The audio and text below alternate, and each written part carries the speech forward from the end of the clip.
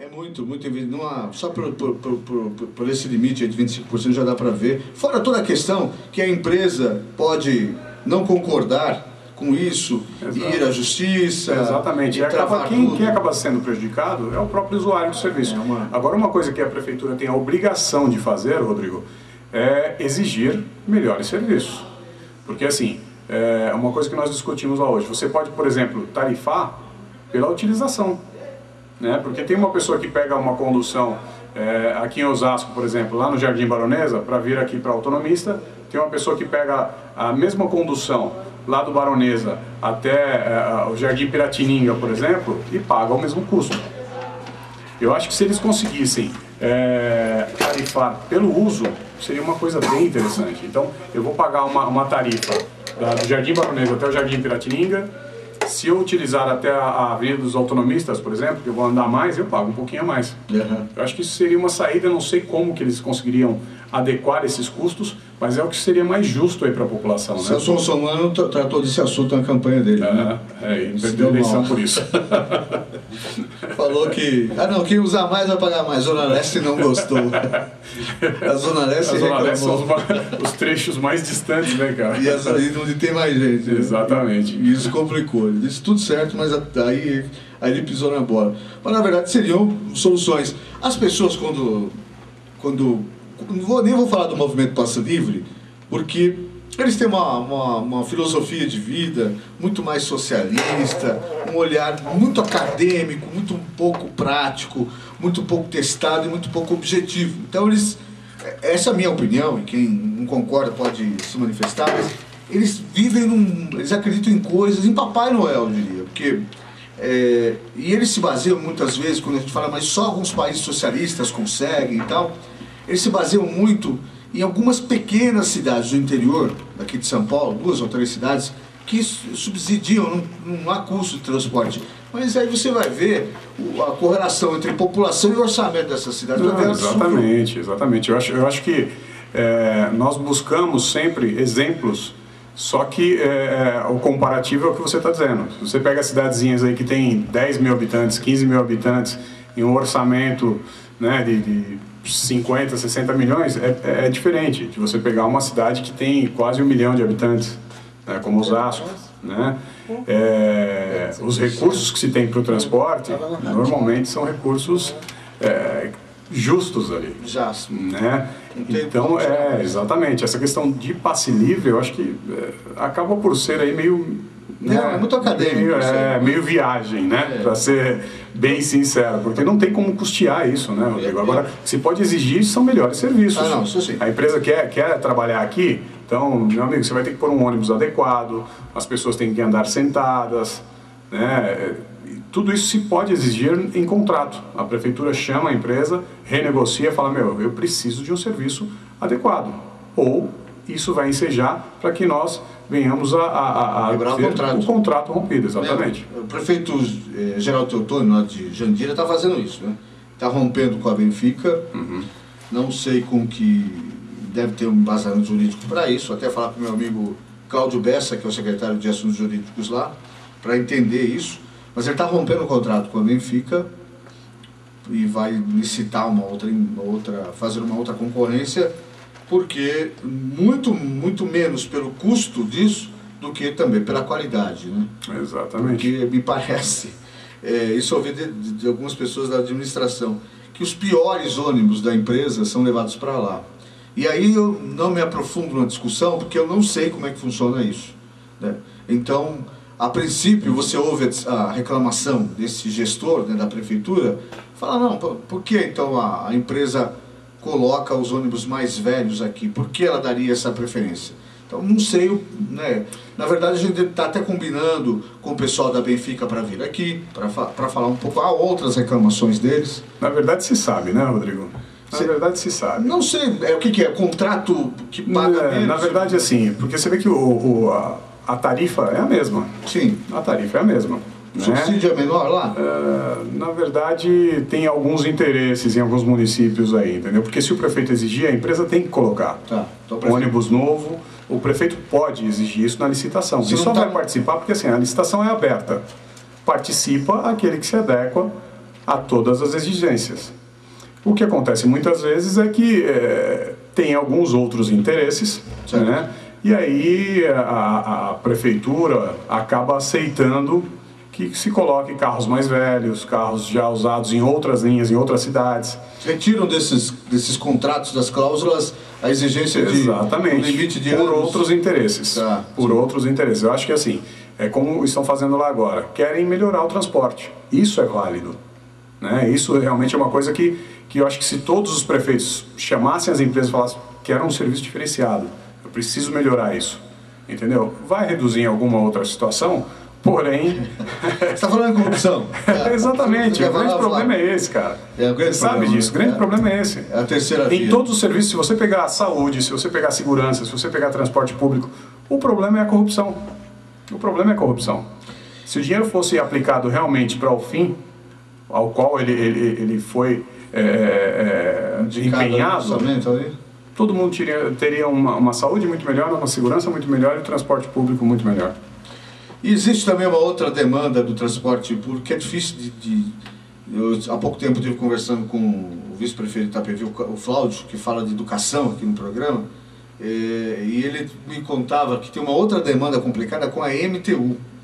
A MTU ela tem um controle dos ônibus intermunicipais e seletivos e algumas empresas às vezes não têm, foram rechaçadas da cidade. Por exemplo, vou pegar uma empresa que não conseguiu entrar num determinado município porque o prefeito não queria aceitar as condições, não houve, e ela perdeu a licitação, enfim, saiu de lá, ou foi, como vai acontecer em Jandira, o prefeito vai romper o contrato, ou já rompeu o contrato com a empresa Benfica.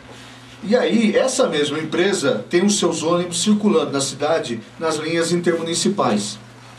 E às vezes, deliberadamente, esses outros ônibus das outras linhas criam empecilhos, problemas, exigem os direitos que a MTU impõe aos municípios para circular uma linha que sai de São Paulo e passa por todas as cidades aí, por dentro das cidades. Então ela impõe uma série de regras e direitos, e essa empresa detentora daquela linha, da concessão daquela linha, ela exige da prefeitura que eu tenho que passar aqui, eu tenho que fazer isso, eu posso trocar de equipe aqui, eu posso fazer isso, acaba prejudicando as linhas municipais, porque ela perdeu aquele contrato, então fica aquela rivalidade. Exatamente, acaba virando uma guerra, né? Eles acabam por prejudicar quem? O usuário.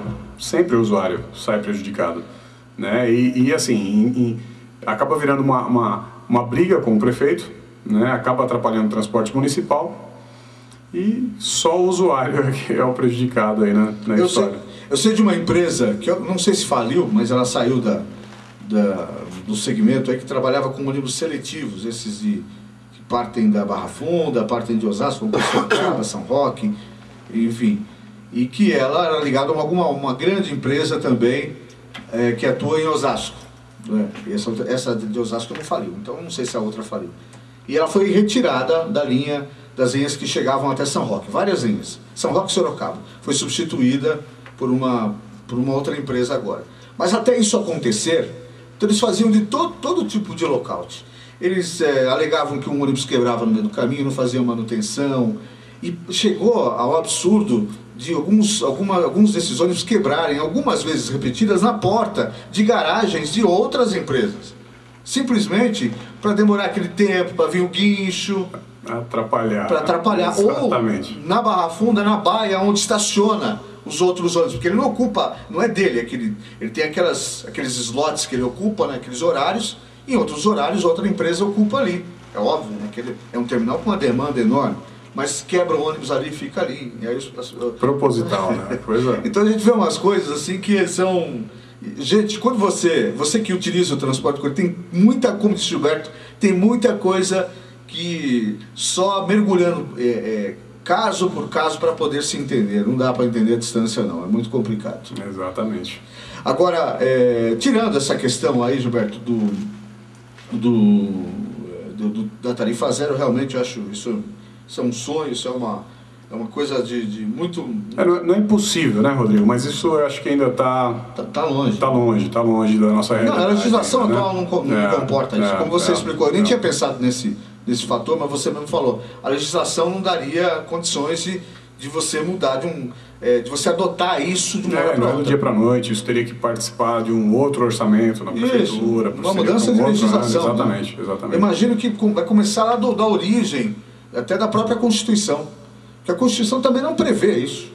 Transporte público gratuito. E cá para nós, eu não acho que seja uma solução, viu? Não é. Não então, é uma solução. O principal problema é a qualidade, a falta de qualidade. É a qualidade. Se prestar o serviço como tem que ser, se diminuir a questão da corrupção e o dinheiro que for arrecadado voltar realmente para aquele fim, com certeza a população vai ter uma melhor qualidade no serviço prestado por essas empresas, Rodrigo. Agora, eu sei que você, no seu cotidiano, você sempre está conversando ou com vários prefeitos, conversando com os caras mesmo.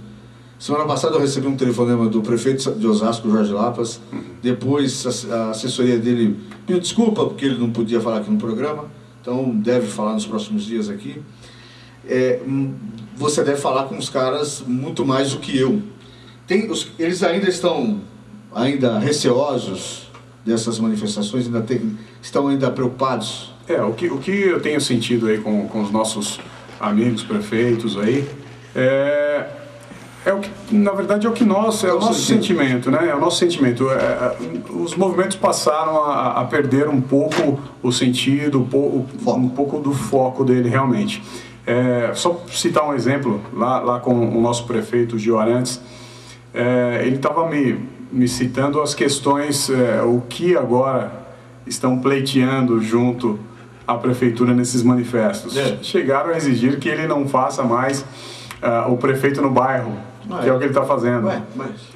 Você vê que perdeu o foco, né? Então, assim, só que quem está fazendo isso é a oposição, é claro isso. Lógico. Né? A oposição reivindicando que não tenha mais prefeito no bairro. O povo quer. O povo quer. Na última manifestação, na última reunião que ele teve, foram 24 mil pessoas. Não, sem dúvida. Então, quer falar com o prefeito. Mas isso demonstra que começa a perder o foco, começa a entrar a questão dos interesses políticos, Então, eu realmente acho que agora é o momento de tirar o pé um pouquinho desses movimentos e esperar o resultado, né? Esperar ver qual vai ser a movimentação dos governantes, né? Para que a gente possa ter uma segunda etapa, ou agora, assim, cria-se uma comissão, né? Vai na Assembleia, e é aquilo que a gente sempre cita aqui, Rodrigo. Eu acho que você que está aí em casa, você precisa lembrar em quem você votou para deputado, quem você votou para vereador, o seu prefeito, você elegeu. Então você precisa cobrar deles, né? Tem os e-mails de cada deputado. Se entrar no site da Assembleia, você consegue enviar e-mail, ou vá até lá, porque ele é obrigado a te receber, ele é o seu representante lá, né? Então, a partir do momento que a nossa população começar a cobrar as pessoas que elas estão elegendo, eu acho que a gente começa a ter uma questão diferenciada, a gente começa a ter um resultado e acompanhar melhor o que está acontecendo. Porque muitas vezes o que ocorre é que o pessoal vota, elege e esquece. Daqui 4 anos vai lembrar só. Deputado e as eleições de deputado, senador e vereadores, infelizmente as pessoas esquecem muito. Gilberto, nós temos 2 minutos e meio. Eu queria perguntar um negócio para você, é o seguinte, depois nós falamos de todo esse panorama aí, existiriam algumas dicas para se tomar cuidado em manifestações? Dicas de segurança? Na manifestação a coisa realmente é um pouco complicada, né, Rodrigo? Porque nunca se sabe o que vai acontecer ali, né? Mas algumas dicas que nós damos aí, você quer ir até o movimento, quer participar, não vá com coisas de valores, com relógios, correntes, celulares, porque isso aí você vai acabar perdendo realmente. Se não perder por conta do movimento, como nós não sabemos quem está envolvido no meio dos movimentos... Pode seguir as pessoas. Exatamente, e tem muitas pessoas tirando proveito dessa situação, né? É o que nós estamos assistindo aí diariamente, as pessoas invadem lojas, as pessoas estão saqueando, as pessoas estão sendo assaltadas. Eu cheguei a ver uma grávida que foi espancada no meio da população. Então, assim, a coisa perde realmente controle, né? Então, você vai ao movimento, vá livre, vá camiseta, tênis e jeans e vá lá, faça o seu manifesto de forma inteligente, evite violência, né? Iniciou uma violência, uma briga, alguma coisa, saia de perto, tente mostrar que realmente você está ali pacificamente buscando os seus direitos somente, né? se afaste da confusão, porque isso, se você estiver no meio ali, não tem o que fazer, né? Você acaba pagando por outros ali. E eu acho agora aqui uma opinião minha, eu acho absurdo quando eu vejo alguns pais essas aglomerações aí levando crianças. Porque ele vai ter o seu primeiro ato de civismo, é muito bonito, mas o risco é um risco muito grande. É um risco que eu não pago para ver, viu? Porque se acontece algo, depois você vai chorar só, né? Não tem muito o que fazer. Vai falar dos agressores, mas não vai... Vai lá, vai fazer boletim, mas até então, se Deus o livre, acontece alguma coisa com o seu filho lá, vai fazer o quê? É uma coisa que vai carregar pro resto da vida. Exatamente, a culpa é sua, né? Não adianta você, não, foram os caras, não, você levou o seu filho pro manifesto, porque é uma coisa bonita, ideológica. Você ficou olhando a filha do handball. Senão eu vou pedir para uma certa pessoa ouvir o programa e eu vou denunciar você aqui. O técnico vai cortar nossa visita lá, pô, não fala isso não. Tá bom, Jefferson, um abraço. Um abraço. Nós estivemos lá visitando lá o pessoal do handebol, não sei se você sabe, o handebol também vive. Ele está no nível dos principais clubes do país, né? Enfim, disputa aí. Agora não é o campeonato nacional, é o campeonato paulista. Então vai estar na briga aí pelo título com feminino, não é masculino, com a Metodista e com o Santo André, que tem um time muito forte aí. E recebe incentivo do Estado? Sim, não, a prefeitura trabalha de um longo tempo já da prefeitura, desde a administração da doutora Ruth, antes na verdade, mas teve um salto de qualidade mesmo na administração da doutora Ruth e tem uma estrutura que poderia ser melhor, mas é legal, tem um time forte, né? As meninas são assalariadas, é um esquema profissional. Isso é até bom você ter uma proximidade, porque no Estado tem receita para isso, né? Para esse tipo de esportes, né? Exatamente. Tem que buscar isso, porque muitas vezes os municípios não buscam essas verbas. Faltam projetos. Eu não estou inteirado, imagino até que estejam bem antenados com isso, porque o projeto do handebol lá tem praticamente uma década, e ininterrupta, então não houve momento que eles abandonaram o projeto, não, de ser um esporte de competição mesmo, de alto rendimento. Só que cresceu, como você mesmo disse. Agora, detalhes não tem, só sei que realmente tem uma menina chamada Patrícia Shepa, que é da seleção, eu nem sabia, assim, é uma ignorância minha mesmo, reconheço, voleibol de areia, eu nunca acompanhei uma partida de voleibol de areia, e o voleibol de areia, o Brasil é um dos principais, disputa ali palmo a palmo com a Holanda e com, ela falou, não sei se é Espanha, algum outro país europeu ali. E essa menina, ela é considerada a melhor do mundo no segmento aí, no handebol de areia. E joga na quadra lá, porque o handebol de areia... handebol de areia, não é o vôlei. Não, handebol. Falei vôlei. Eu falo sempre vôlei, desculpa aí o pessoal do handebol, porque eu falo. Já tomei essa chamada... Essa eu também não sabia. Tomei essa modalidade do handeball de areia, eu também não conhecia. Lá no Itapevi Foco eu fiz uma reportagem com a moça, e várias vezes na entrevista eu falava vôlei, handebol. Mas enfim, estamos acompanhando aí, agora vai ter um campeonato... Ela vai para disputar um campeonato da Colômbia, um mundial aí, vamos estar acompanhando, de vez em quando ela vai estar entrando no programa. Então, o seu primeiro ato de civismo é muito bonito, mas o risco é risco muito grande. É um risco que eu não pago para ver, viu? Porque se acontece algo, depois você vai chorar só, né? Não tem muito o que fazer. Vai falar dos agressores, mas não vai... Vai lá, vai fazer boletim, mas até então, se Deus o livre, acontece alguma coisa com o seu filho lá, vai fazer o quê? É uma coisa que vai carregar pro resto da vida. Exatamente, a culpa é sua, né? Não adianta você, não, foram os caras, não, você levou o seu filho pro manifesto, porque é uma coisa bonita, ideológica.